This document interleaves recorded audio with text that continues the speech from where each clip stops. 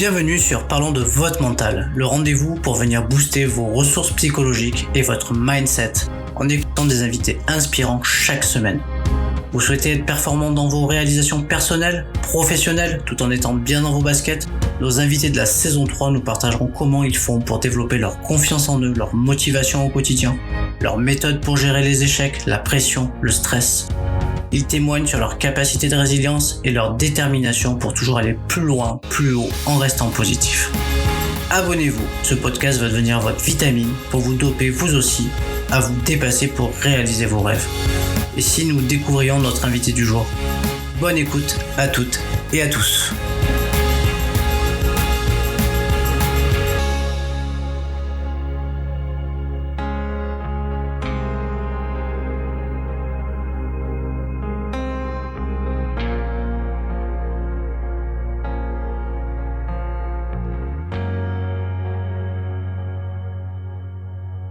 Bienvenue dans un nouvel épisode de Parlons de votre mental. J'ai la chance de recevoir aujourd'hui Baptiste Schneider. Salut Baptiste.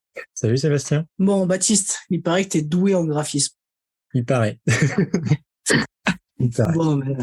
Bon, écoute, je suis content de te recevoir aujourd'hui sur l'émission, que j'ai pas eu l'occasion de recevoir de graphistes ou de personnes qui font ton métier. Tu vas nous en dire un petit peu plus juste après. Et j'ai pu découvrir aussi toutes tes inspirations à travers le podcast de Caroline Mignot, Marketing Square, où pendant un petit moment, tu as fait de nombreuses sketch notes qui étaient super intéressantes pour venir synthétiser en gros le contenu du podcast. Et c'est souvent c'est riche d'expérience parce que du coup tu le lis. En tout cas, tu nous fais gagner du temps, en tout cas pour les petites notes, quoi.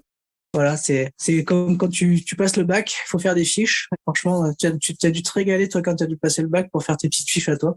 Totalement ça. Ok, tu peux nous parler un petit peu de toi, te présenter, nous dire ce que tu fais, tes différentes activités, tes passions, hein. Ouais, avec plaisir. Écoute, déjà, merci de m'accueillir dans ton podcast. Après, pour parler un peu de moi, je suis du coup facilitateur graphique et illustrateur.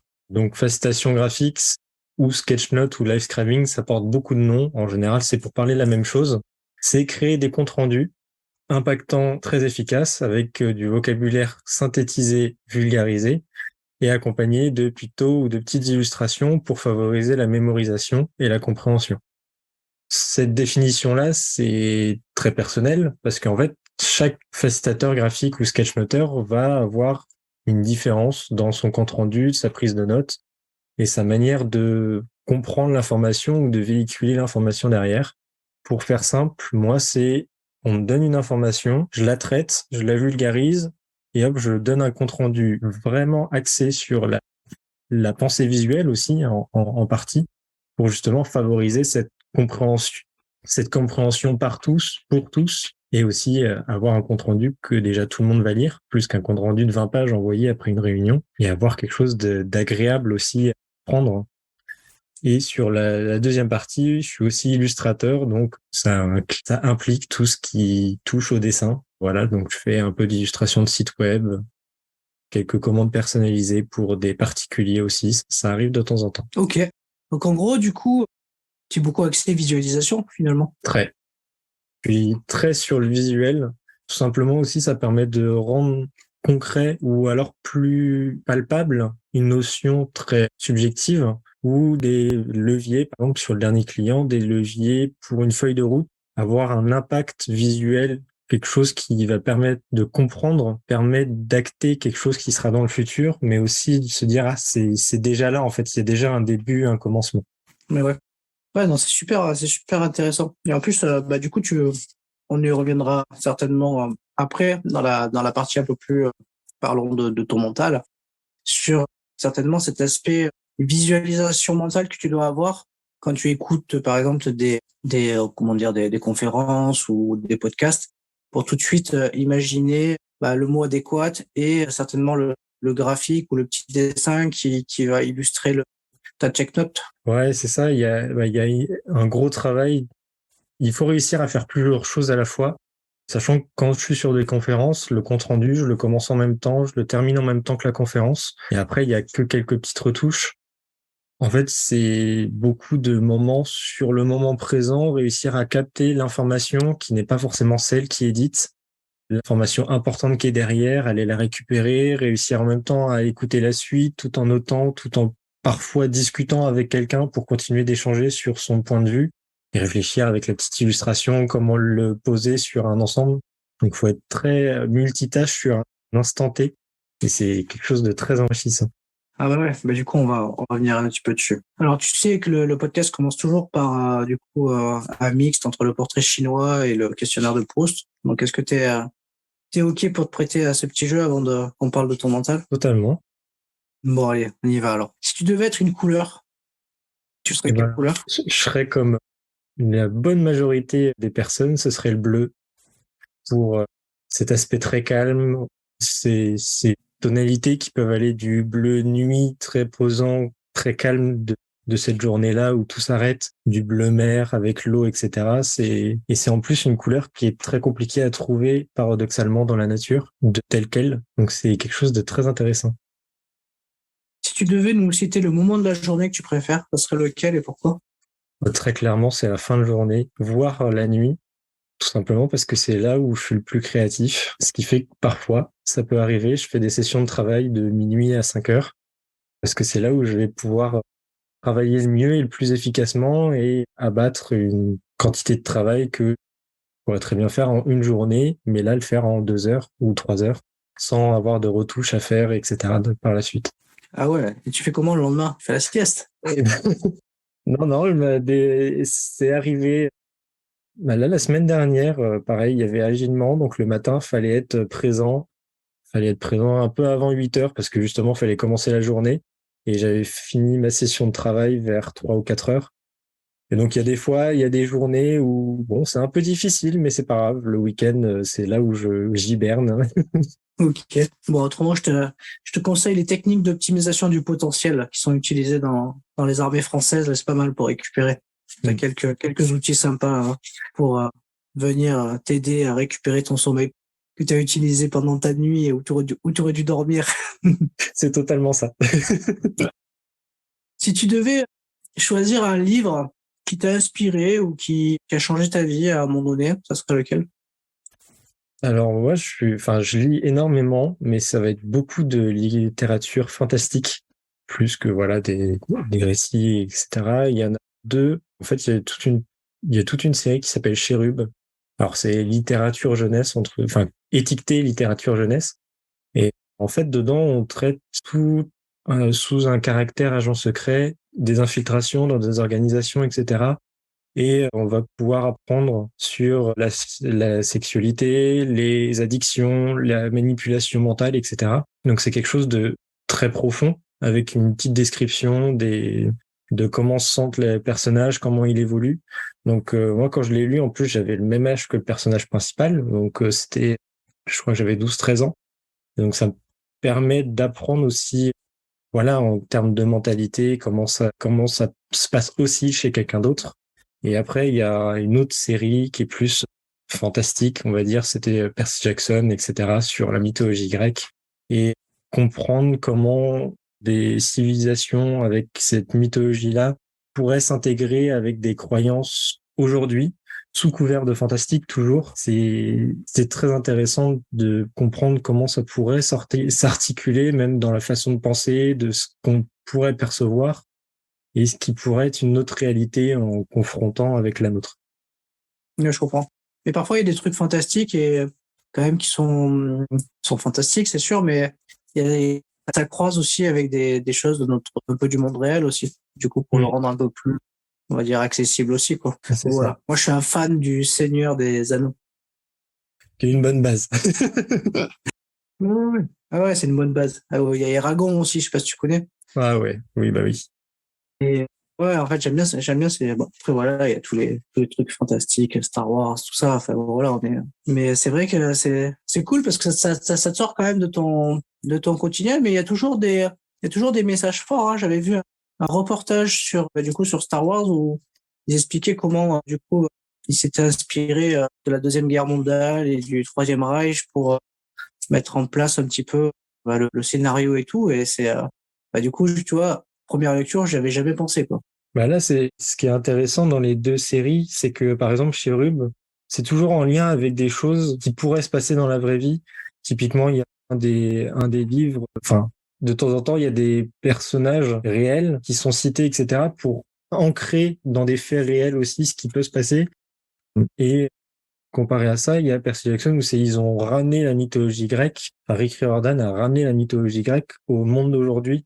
Par exemple, le mont Olympe n'est plus à Athènes, mais il est en haut de Big Ben. Et tout se passe dans les villes aux États-Unis, dans des lieux qui existent.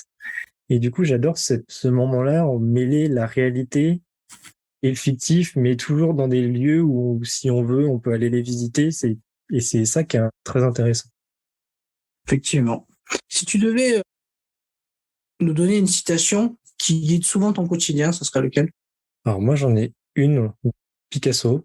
C'est chaque enfant est un artiste. Le problème, c'est de rester un artiste lorsqu'on grandit. Parce que je répète souvent et je suis très souvent confronté à la même phrase. C'est ah oui, mais moi, je serais incapable de faire ce que tu fais parce que je sais pas dessiner. Alors qu'en réalité, tout le monde sait dessiner. Alors oui, divers niveaux, c'est sûr. On va pas demander à la Joconde de Vinci ou d'autres tableaux comme ça. Mais bon, faire un bonhomme bâton, on sait tous le faire. Dessiner une petite maison, un carré avec un triangle au-dessus, on sait le faire aussi. Et franchement, cette citation-là, elle résume tout. C'est juste on a abandonné certaines choses qu'on faisait quand on était enfant. Mais en vrai, c'est toujours là. Ouais, après, c'est un peu technique, le dessin. Moi, j'ai acheté un petit livre pour mes enfants, là. Et du coup, ce qui est intéressant, c'est que tu as des étapes, en fait, pour apprendre à faire un poisson, des étapes pour faire et au final, tu arrives à dessiner tous les animaux de manière assez simple, en partant avec des figures géométriques qu'on a tous appris à l'école, des carrés, des ronds, des triangles, enfin. Et c'est et finalement, c'est hyper simple, mais tu vois, j'avais jamais conçu ça. En tout cas, c'est ce côté technique avant d'avoir acheté ce petit livre qui, du coup, qui permet d'apprendre à dessiner, quoi. Il faut toujours, en fait, déconstruire.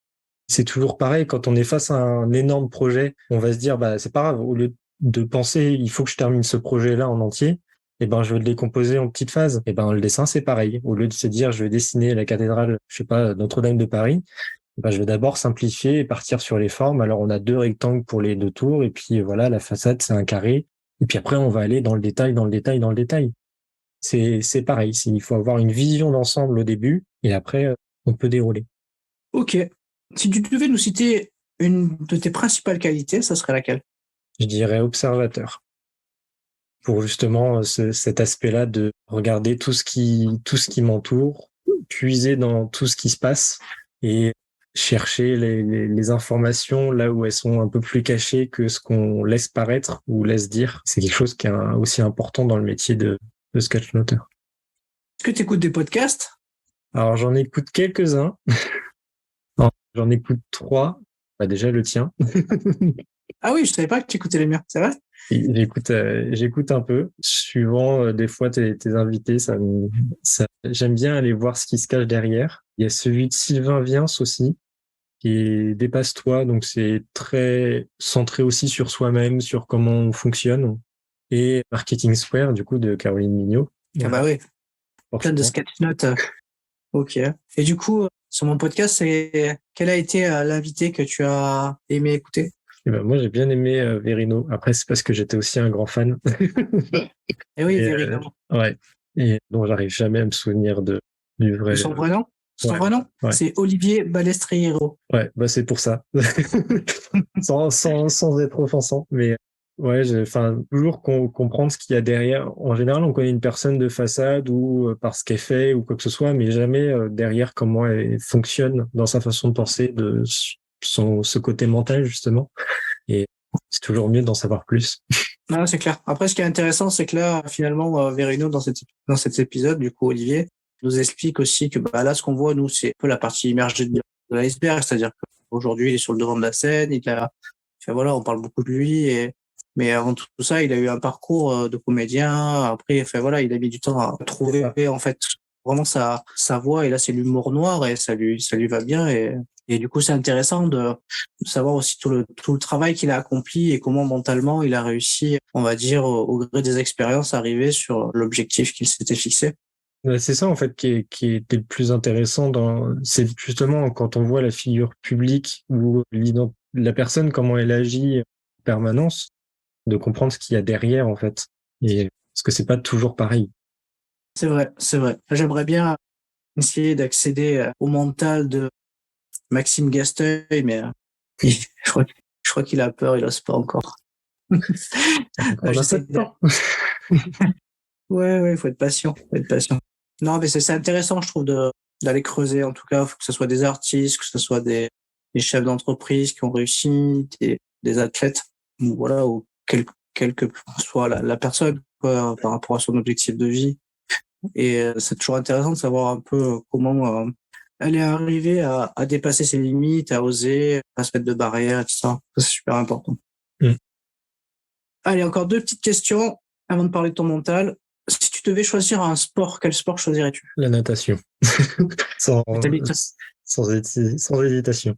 Ok. C'est pas le sport automobile, toi qui habites au Mans? Non, ça a toujours été la natation. J'en ai fait pendant 13 ans, je crois, en club, dont à la fin en compétition.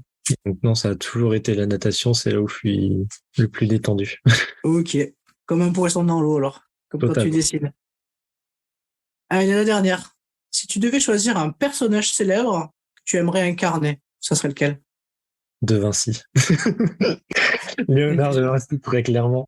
Par rapport à sa réflexion, sa déconstruction, ses projets, ses inventions, c'est grand fan de ses travaux. Et ouais, et puis on est fan, hein. C'est incroyable ce qu'il a réussi à faire en fait. Je veux dire, c'est plus qu'un artiste, c'est un ingénieur, un visionnaire. C'est incroyable. Incroyable. Je me demande toujours la question avec les moyens d'aujourd'hui, qu'est-ce qu'il nous aurait fait? Ouais, c'est vrai, c'est vrai. Mais les premiers plans d'un hélicoptère, etc. Bon, c'était pas très viable, mais on pensait déjà pas vraiment à explorer le ciel, quoi. Ouais, c'est vrai. Ouais, et puis il a même, bon, en fait, à l'époque il a créé des comment dire, des armes. Il a créé plein de trucs assez incroyables et très très variés en fait. Donc oui, c'est assez.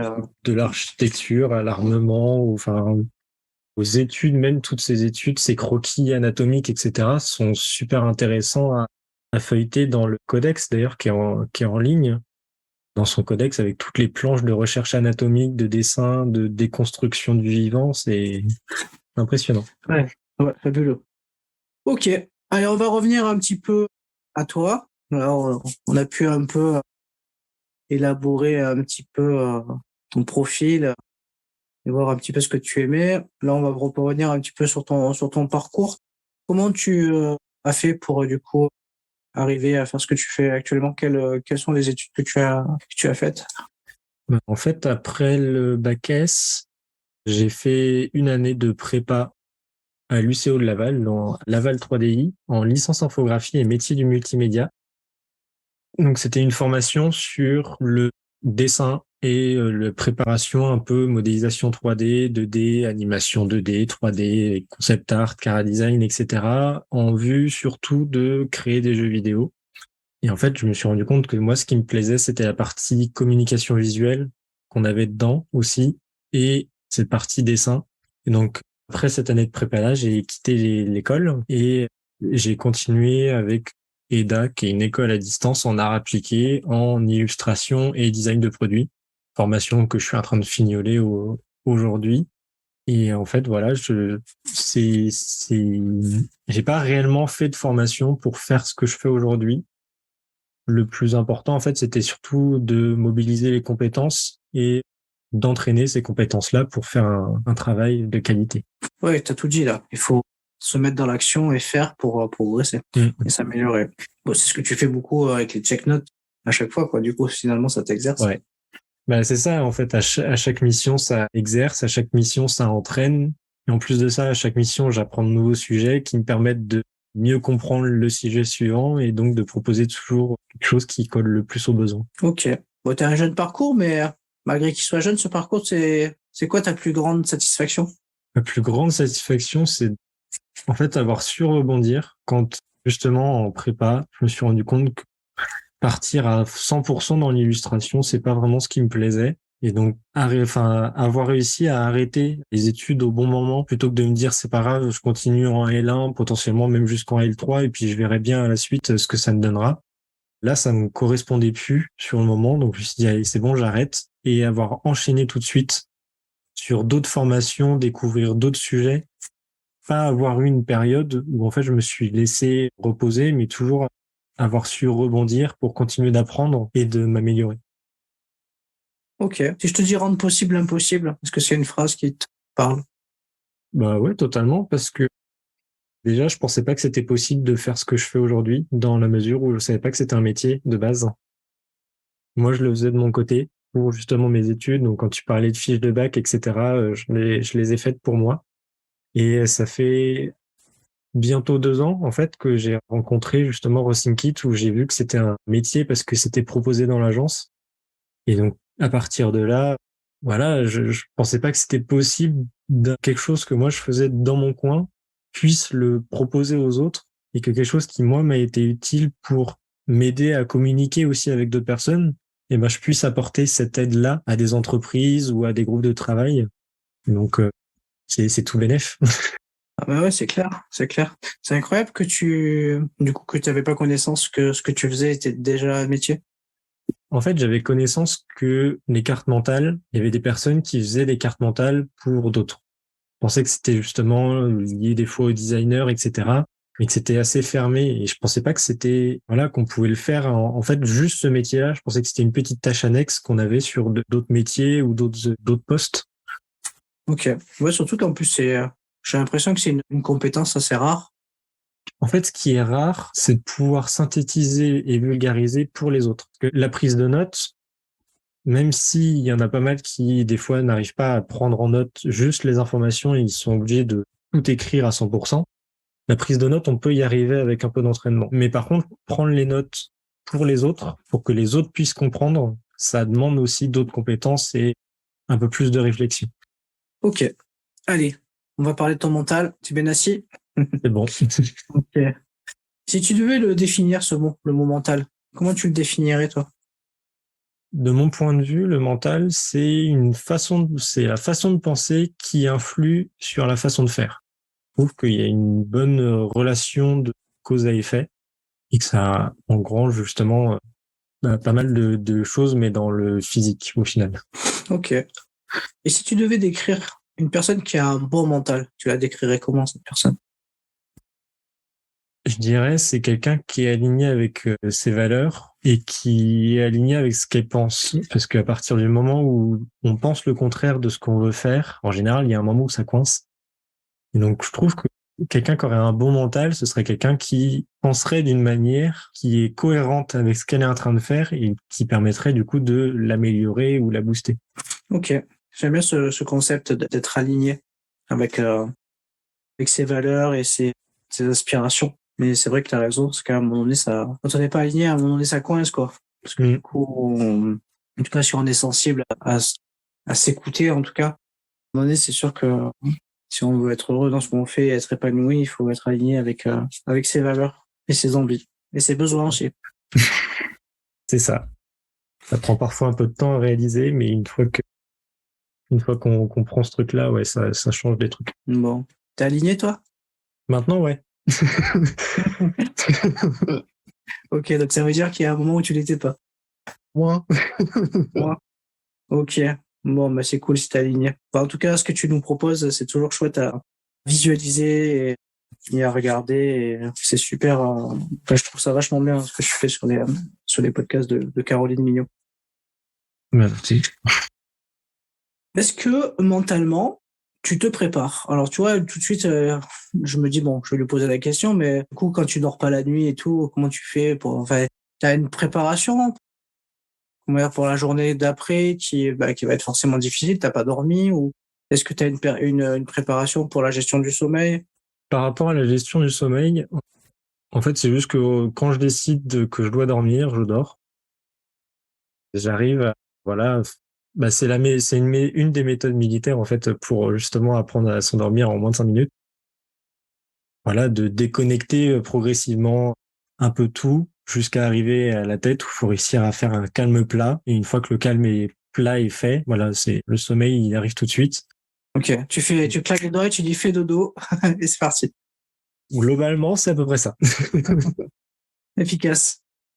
Et puis après, pour la journée, non, ça va être, encore une fois, c'est lié avec la définition que j'ai donnée, mais ça va être, aujourd'hui, j'ai 7 objectifs à atteindre. Donc c'est parfois 2 missions à faire, un rendez-vous, quoi que ce soit.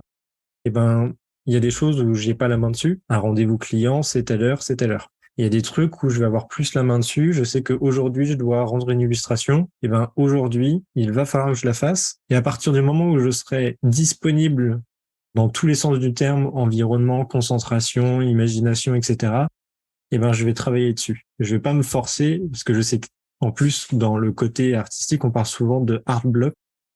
En fait, c'est quand tu te forces à faire une illustration, des fois, en fait, tu vas ne plus savoir faire. Alors, t'auras beau de savoir le faire et le dessiner tout le temps. Là, quand tu vas vouloir le faire, tu rateras tout le temps. C'est très frustrant. C'est vraiment très frustrant. Et justement, il faut ce côté aligné pour pouvoir avancer. Donc, que j'ai eu du sommeil ou pas en avance, ça change strictement rien. Il faut juste, voilà, paramétrer dans la journée. J'ai tant de choses à faire. Potentiellement, elles seront toutes faites en 1 heure. Potentiellement, c'est 10 minutes, puis 15 minutes à faire autre chose et avancer par fragments, des fois sur une, puis sur l'autre, puis sur l'autre, puis sur l'autre. En fait, ça dépend vraiment du moment. Ok, donc du coup, tu fais un peu de l'intermittente concentration en changeant tes objectifs et en changeant tes projets, quoi. Du coup, ça te permet finalement d'être concentré un maximum de temps sur une période courte. Et ensuite, du coup, quand ta concentration elle est peut-être moins optimale, hop, tu changes de projet, ce qui te permet d'être refocus sur un autre projet. Donc, c'est peut-être plus, et après, tu reviens. En fait, tu fais des allers-retours, Ouais, c'est ça? c'est totalement ça. Et sauf après, forcément, quand c'est sur une mission pour un client où il y a une conférence de 1 heure, bah, c'est focus pendant. En fait, je coupe tout le reste et je suis concentré que sur la conférence, que sur ce qui s'y passe. Ok. Et du coup, est-ce que tu as réussi à conscientiser un petit peu la méthodologie que tu mets en place pour optimiser ton focus? Alors, en fait, il y a une bonne partie qui est liée avec l'observation. Je vais devoir d'abord beaucoup observer, comprendre le sujet ou justement avoir un aperçu global de ce qui va se passer, ce qui va se faire. Et à partir de là, je vais pouvoir bloquer et réfléchir en fait dans ma tête. Parfois, en fait, je vais travailler sur une tâche, mais pas physiquement que mentalement. C'est-à-dire que dans ma tête, je vais déjà faire mes premiers croquis, mes premières esquisses, mes itérations. Et à partir de là, récupérer une image, pouvoir la décliner, reprendre une image, refaire un mélange de deux. Et j'aurai déjà croquis finalisé un peu dans ma tête que je vais pouvoir après projeter sur le papier. Donc il y a cette partie-là maintenant au début, je me disais, bah, il faut forcément que je le fasse pour montrer que je le fais. Alors qu'en fait, c'est ce qui se passe dans ma tête sans avoir besoin de prendre un papier crayon pour l'exprimer. Je comprends. Ok. Est-ce que tu utilises d'autres techniques pour te préparer, je sais pas moi, à tes réunions ou à autre chose en fait, ou à des événements, ou quand tu faisais de la natation par exemple, pour être prêt à ta compète? Est-ce qu'il y a d'autres techniques de préparation mentale que tu as mis à profit? Alors, par rapport à la natation, en fait, et ce qui se retranscrit un peu quand je vais, par exemple, chez un client, etc. En général, j'ai toujours une petite période de stress avant, soit de passer ou soit de faire la mission. Et donc là, justement, il y a un petit exercice de respiration que j'aime bien faire pour justement recalmer, descendre au maximum. Déjà aussi parce qu'en natation, quand on est plus calme, on consomme moins d'oxygène, donc il y a moins de temps à passer sur la respiration. Le cœur, il est plus bas, donc il va moins consommer d'énergie. Et au final, c'est ce que je fais aussi pour les conférences, avoir le plus de calme, parce que quand on est le plus calme possible, notre cerveau va pouvoir être disponible à 100% sans se dire, oh là, il y a un danger, oh non, je vais rater, oh non, je suis trop stressé, non, mais je me sens pas bien, etc. Alors que si on se dit directement, bah non, tout va bien se passer, tu sais le faire, voilà, c'est pas le droit à l'erreur, ça existe aussi, mais de toute façon, tu maîtrises, tu sais le faire, tu vas pouvoir t'améliorer. Et puis si ça rate, eh ben c'est pas grave, on retravaille derrière, on peut aussi proposer autre chose. Et donc ça permet d'être dans les meilleures conditions pour attaquer. Ok, ok. On va parler de ta confiance et du droit à l'erreur, tu viens d'en parler un petit peu. Est-ce que tu as pris confiance avec le temps, avec du coup, comme tu disais, l'apprentissage, le faire, ou dès le départ, tu avais quand même relativement confiance en toi dans ce que tu faisais? Non, je n'avais pas de confiance en moi au début. Aujourd'hui, ça se construit de plus en plus. Je trouve que à force de faire, c'est aussi, on parle souvent du syndrome de l'imposteur, etc. Et je me rends compte qu'à force de faire, il y a vraiment quelque chose dans comment je le fais, comment je l'apporte, une aide que je peux apporter. Et ça permet, voilà, de mieux construire tout ça, construire cette confiance-là et de se dire, bah voilà, même s'il y en a plusieurs qui me disent, ouais, mais t'es jeune, etc., bah, c'est pas grave. C'est pas la capacité d'être jeune ou pas qui influe sur le travail. C'est la capacité à comprendre une information, la capter, la découper et après pouvoir la communiquer. Et ce point-là qui, avant, je trouvais que c'était une faiblesse de ne pas réussir à expliquer longtemps. Avant, je me disais, non, mais c'est quand même grave. Je fais que synthétiser. Je ne sais pas détailler. Et puis quand des fois j'arrivais pas à exprimer ma façon de penser, ma façon de faire, ben, je devais prendre un papier et un crayon pour l'expliquer aux autres. Ben, je me rends compte qu'en fait aujourd'hui, ben, cette faiblesse-là, enfin ce point faible entre guillemets que je me trouvais, et ben aujourd'hui c'est devenu mon travail. Et donc forcément, au niveau confiance en moi, ben, ça m'a permis aussi de plus facilement reprendre et de reconstruire tout ça. Finalement, ça t'a aidé à trouver ta voie, de prendre le papier et le crayon pour expliquer aux autres. C'est ça. Et ouais, c'est intéressant. C'est intéressant. Parce que du coup, t'arrivais à plus facilement faire passer les messages par le dessin que par la communication orale. Ouais, il y a eu toute une période, en fait, quand je voulais exprimer quelque chose, tout se bloquait. Et quand on travaillait en groupe, etc., c'était assez embêtant parce que la communication, c'est quand même très important. Et donc, prendre un papier et crayon, noter l'idée principale, toutes les branches, etc., ça me permettait de projeter, moi, ce qui se passait dans ma tête avec toutes les réactions. Parce que du coup, comme on en parlait tout à l'heure, de réfléchir sur un projet, puis switcher sur un autre, puis revenir après, etc. Et ben là, avoir travaillé énormément avec des cartes mentales, ça permettait de suivre la discussion, à quel point j'étais, à quel point c'était relié, sous-partie, partie centrale, etc. Ouais, c'est hyper intéressant. Très intéressant. Si tu reviens un petit peu là, et moi je vais te parler un petit peu du regard des autres. C'est quelque chose sur lequel tu as dû travailler pour t'en affranchir, pour aller de l'avant. Souvent des gens qui sont bloqués sur ce qu'on pense d'eux, sur ce qu'on pense de leur travail, et souvent ça les empêche d'avancer. Est-ce que toi tu as eu à faire un travail là-dessus? Je dirais oui et non, histoire d'être un peu compliqué. T'écoutes. Alors oui, sur la partie de justement t'es jeune, tu pourrais être mon fils. Cette phrase-là, voilà, on me l'a dit régulièrement, même voilà, il y a une fois en mission, quand on m'a vu, on me dit ah c'est bon, voilà, moi je repartais, il me dit ah c'est bon, tu repars en cours. Je dis bah non, je vais en mission, enfin il y a le client qui m'attend, donc ils me regardaient un peu bizarrement. En fait, voilà, cette partie regard-là, ce premier jugement, j'ai eu un peu de mal. Et puis régulièrement, voilà, on parlait de construire la confiance régulièrement. Après, voilà, je le fais et après je dis ouais, mais est-ce que je suis le mieux placé pour en parler? Non, je ne serai jamais le mieux placé pour en parler de toute façon. Et voilà, il a fallu travailler pardon ça pour que voilà, il y ait plus d'impact et puis de se dire bon, les gens de toute façon ils auront forcément un jugement. Est-ce que ça rentre en compte dans ce que moi je propose? Non, pas spécialement. Est-ce que moi je suis content de ce que je fais, de ce que je propose? Oui. Bon bah écoute, est-ce qu'il y a besoin de s'éterniser dessus? Enfin, si ça n'influe pas, c'est pas important, bah mets-le de côté et puis on passe à autre chose. Ok. Est-ce que selon toi c'est important de cultiver le positivisme au quotidien? Je dirais que non, pas forcément. Parce que être positif à 100%, ça finit par supprimer aussi le négatif. Et ça permet, alors que le négatif permet aussi d'avoir un regard critique sur soi. Et enfin, plus que sur soi, sur son travail et ce qu'on propose. Et si on veut justement pouvoir se remettre en question régulièrement, si on se dit tout le temps, voilà, dans ce côté positif de ce que je fais, c'est génial, il n'y a pas de, c'est déjà le meilleur que je fais, eh ben ça fonctionnera pas. Après, c'est mon point de vue, hein. Il y en a pour qui c'est très important, mais je trouve que voilà, il faut avoir une balance, ne pas être que dans que dans le négatif parce que là, le monde devient terne comme pas possible. Mais il faut pas être non plus que dans tout est génial, tout est super. Toujours avoir cette petite critique, je trouve. Ok. On peut pas être tout le temps dans le monde des bisounours, c'est ça? Oui, il y a un juste milieu. Ouais, il y a un équilibre. C'est Un ça. équilibre. De toute façon, après, c'est un peu la loi de essai-erreur, quoi. Je veux dire, Mm. on connaît personne qui réussit tout du premier coup. Donc, forcément, il y a toujours des essais, des erreurs pour aller vers l'objectif.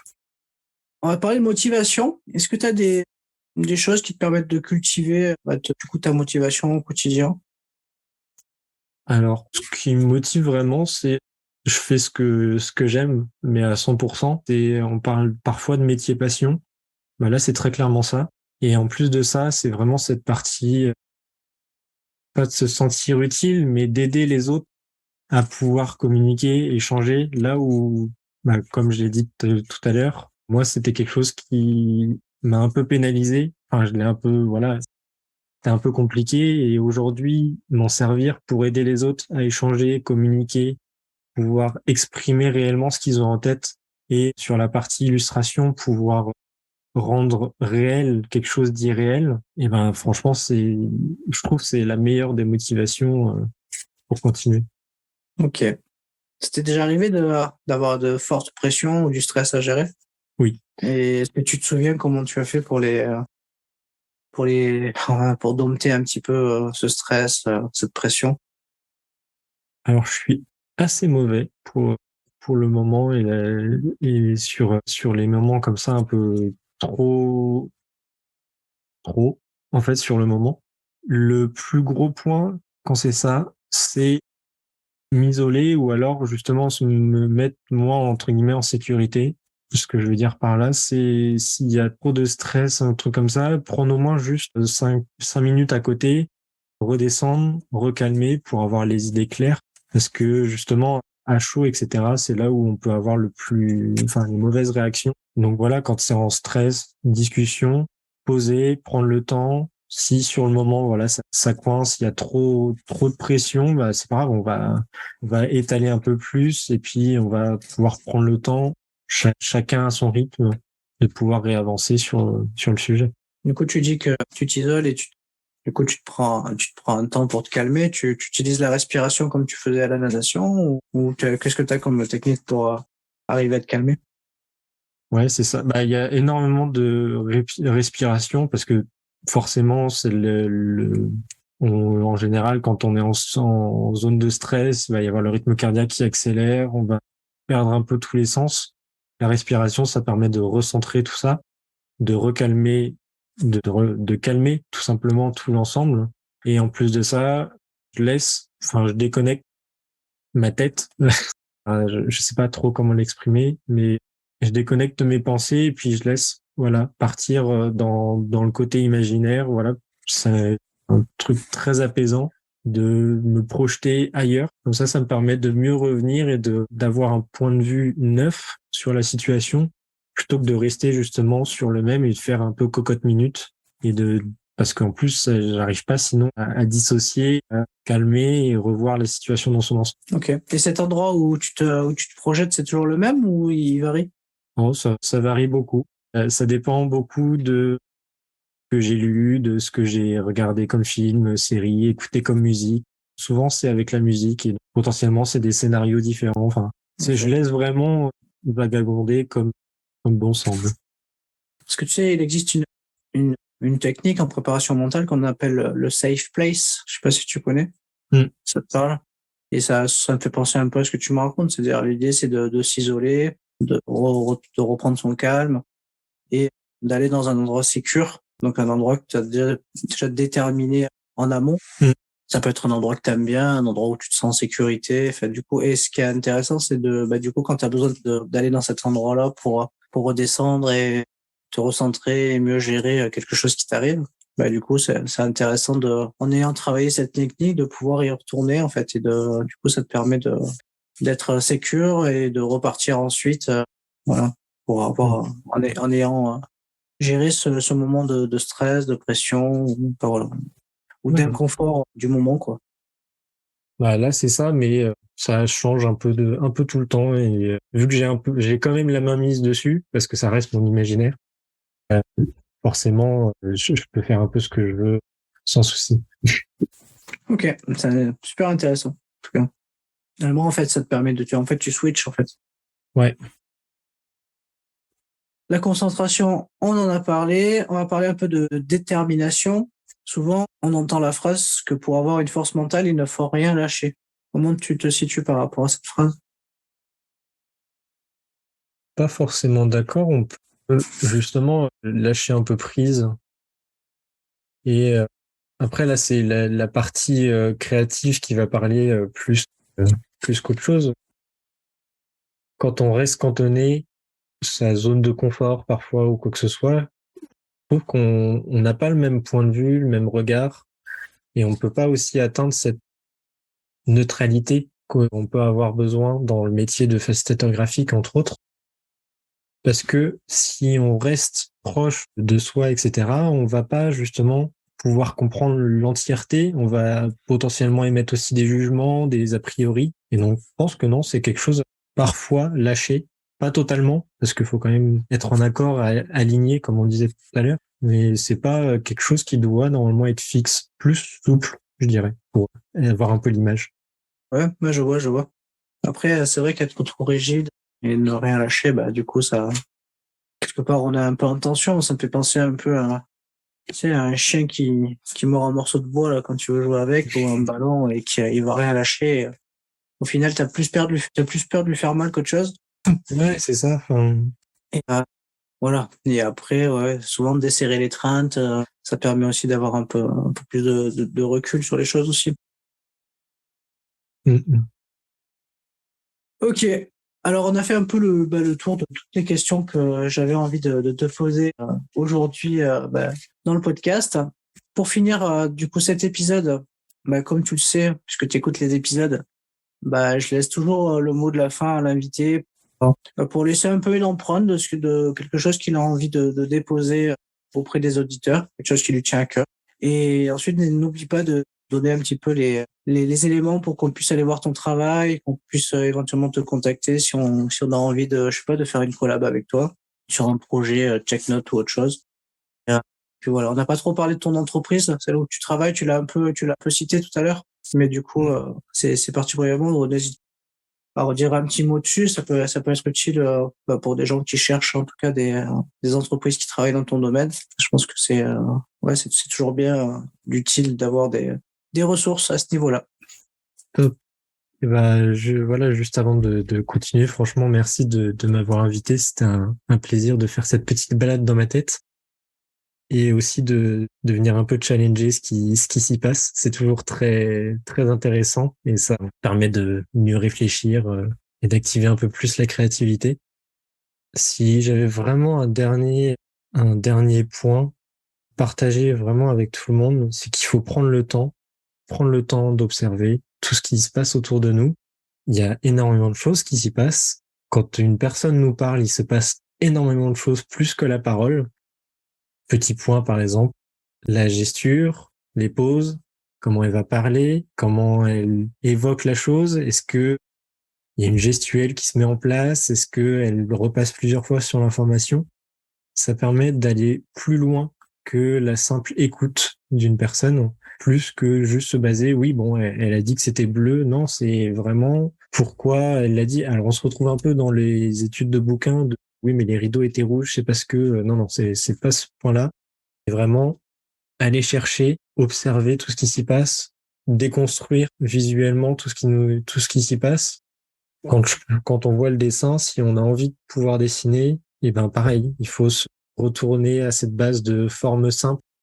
Les ronds, triangles, carrés, tout le monde sait dessiner. Et ben c'est la base des sketch notes. On retrouve ça énormément dans presque tous les pictos.